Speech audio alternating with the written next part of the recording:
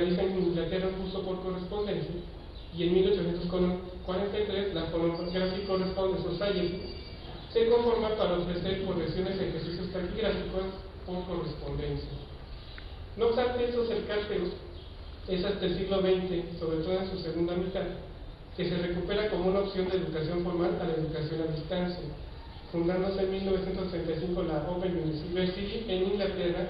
y en 1972 la UNED en España, en tanto que en América Latina durante los 70 se crean la UNAM de Colombia, la Universidad Estatal a Distancia de Costa Rica y la Universidad, lo cual nos conduce a recordar que para Humboldt esta era una responsabilidad ineludible para el Estado moderno. De tal manera que cuando hablamos de esta modalidad, nos vemos de una de las formas que adquiere la educación formal. Asimismo, en tiempos en que nuestras sociedades buscan universalizar la educación en términos de alfabetización, orientados por las teorías de la modernización durante el siglo XX, la educación abierta se presenta como una opción muy trascendente, sobre todo para la educación de adultos, de tal forma que en México el Instituto Nacional de Educación para Adultos, INEA por sus siglas, privilegia esta opción para realizar su labor. De igual manera, bajo la égida de esta modalidad aparecen escuelas privadas para los niveles secundario y bachiller,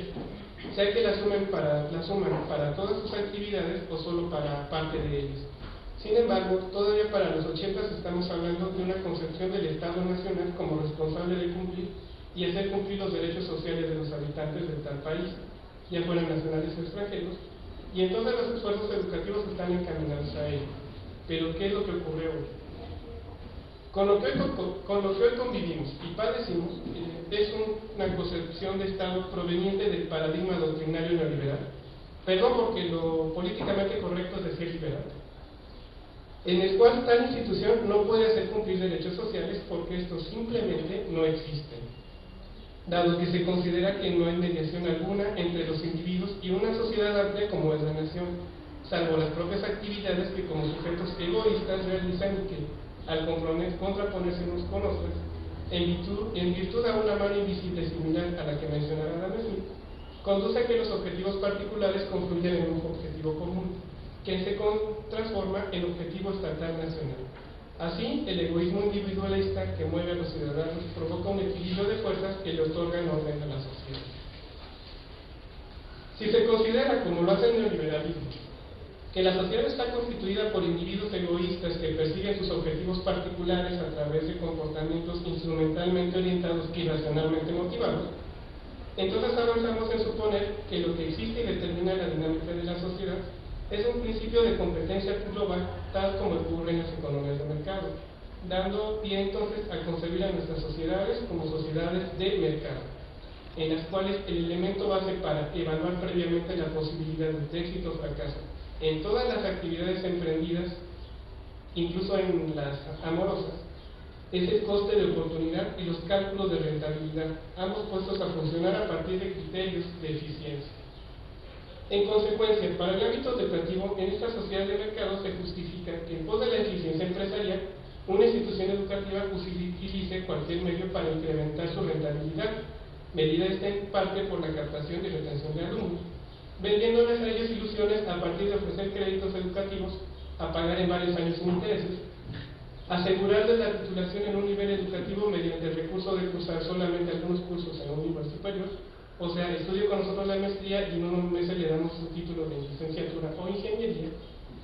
y hasta asegurar en sus campañas publicitarias que la gran mayoría de sus egresados salen con empleo. No mencionando que tales egresados ya poseían un empleo o al menos una promesa de empleo al ingresar a estas instituciones, dado que provienen de familias empresariales, por mencionar solamente unos cuantos ejemplos. Otro aspecto importante planteado por este paradigma es centrar el desarrollo del sistema económico mundial y de pasada el de los países en particular en la empresa privada. Sin embargo, dado el elogio que se hace de los monopolios privados como una consecuencia de que el libre mercado funciona, además de que se convierten ellos mismos en incentivos para el avance social al obligar a los competidores menores a innovar en pos de enfrentar dichos monopolios, tal el elogio deja escapar el hecho real, que ha sido que se han sentado las bases para reducir la competencia empresarial en torno de un puñado de corporativos transnacionales que desarrollan presencia en prácticamente todos los ámbitos económicos.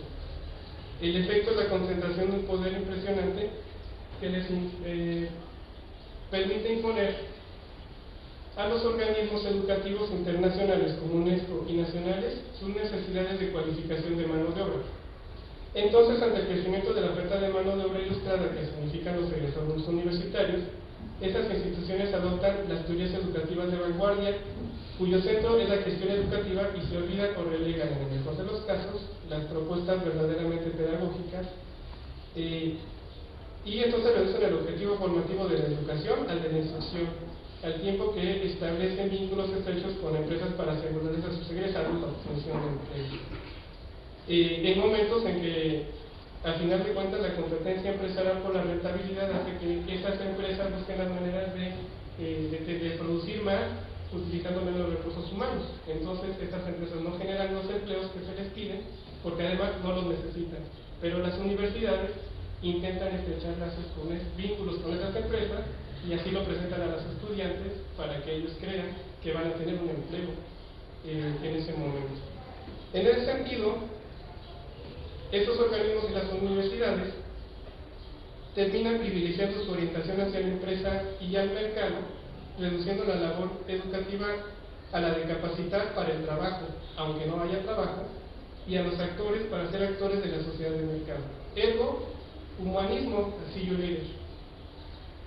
Si esto ocurre con las universidades que funcionan bajo la modalidad de educación presencial, pues resulta que en las universidades con modalidad de educación abierta es un peligro más fuerte y que precisamente en un momento dado pueden llegar a generarle a la educación a distancia precisamente una reducción mayor de sus intereses, de sus necesidades, si se sigue pensando precisamente en estos términos, ¿no? En los términos de que lo que se tiene que hacer es más bien instruir a la gente, enseñarles a leer manuales para que sepan cómo utilizar las máquinas, en lugar de formarles el pensamiento y una tradición humanista. Y bueno, en conclusión, con todo lo anterior, las cosas que aquí pasan no pueden ser abordadas por el espacio, nos parece que si lo que se quiere mantener es el espíritu del humanista de la educación en general y en la universidad en particular, pues tenemos que ponernos a discutir esto, la cuestión de la educación a distancia y de la educación abierta en un contexto de dominación neoliberal, si es que queremos cambiar. Si no queremos cambiar nada, pues mejor sigamos trabajando como estamos, generemos una educación que esté generando empleos que se demandan por razones de rentabilidad, competitividad y en función del incremento de márgenes de ganancia de los grandes empresarios, pues como es el interés neoliberal. Por nuestra parte, preferimos problematizar, hablar y actuar. Bueno, pues muchas gracias.